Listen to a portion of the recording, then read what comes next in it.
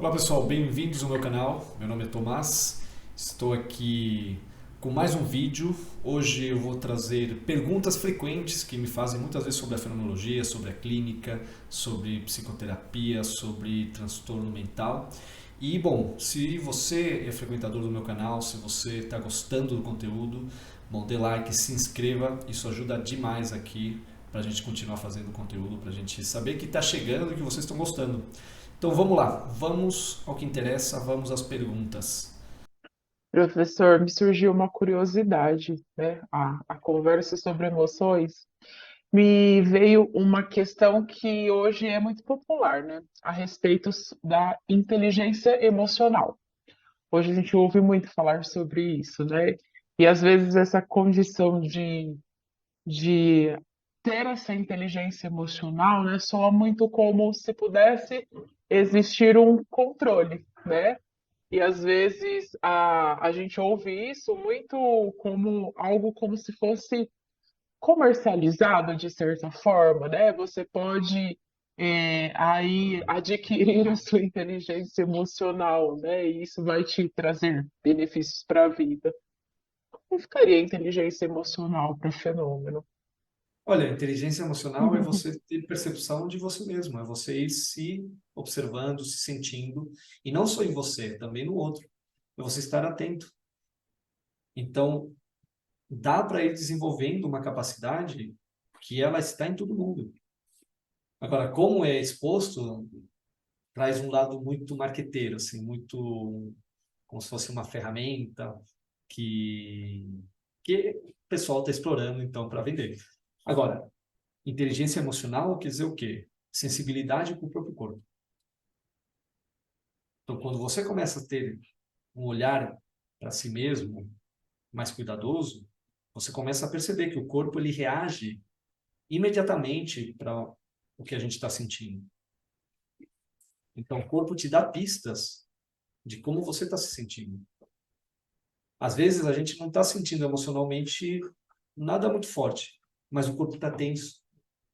E aí você pode falar, opa, eu estou me sentindo tenso, então o que pode ser? E aí você começa a ver que, eu estou com medo porque daqui a um fim de semana eu vou ter que dar uma aula de pós para uma turma nova. Estou colocando uma situação que me acontece de vez em quando. Eu falo, olha só, eu já estou tenso, então o meu corpo já está sentindo esse medo.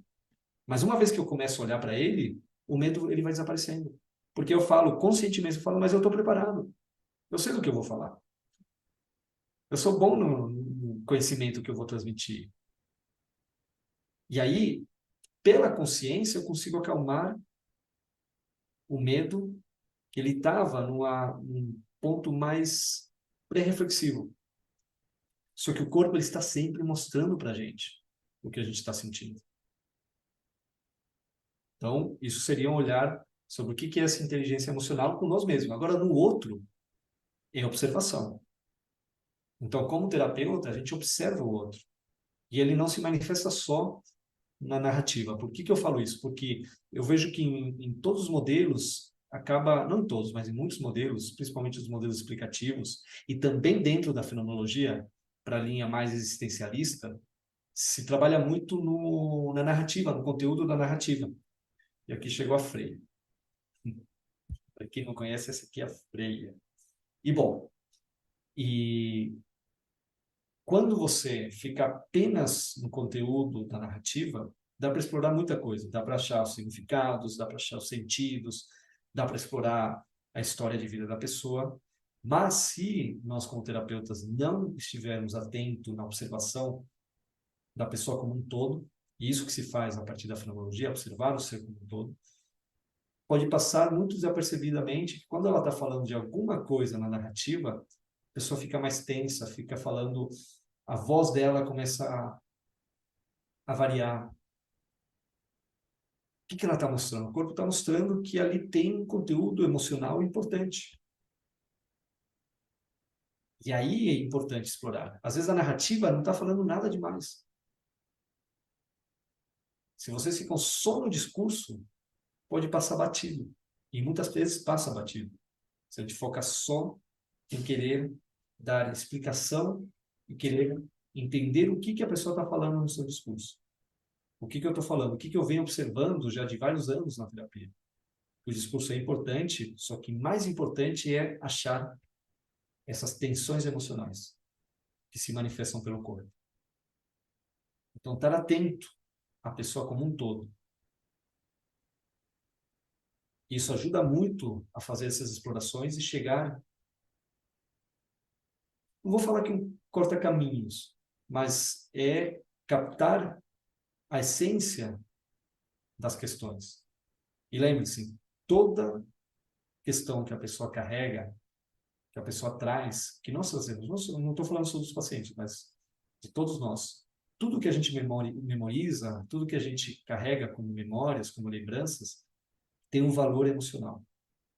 Então, ele teve um valor e isso foi registrado no corpo com algumas emoções.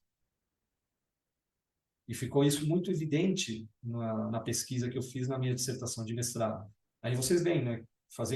Aplicando o método fenomenológico em entrevista clínica, deu para observar isso.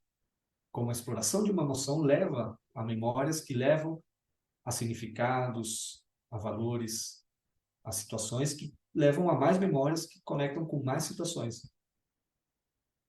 E isso nos leva a outra parte da observação fenomenológica do ser humano.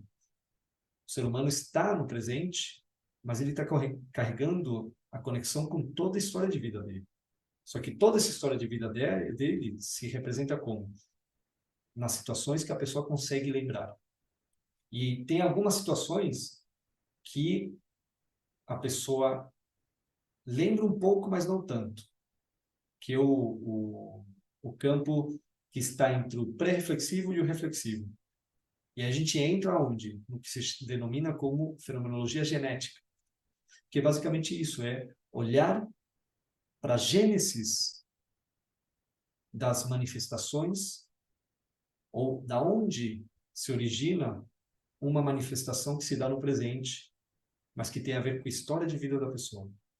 Então, a nossa personalidade se dá a partir dessas gênesis que a gente carrega da nossa história de vida.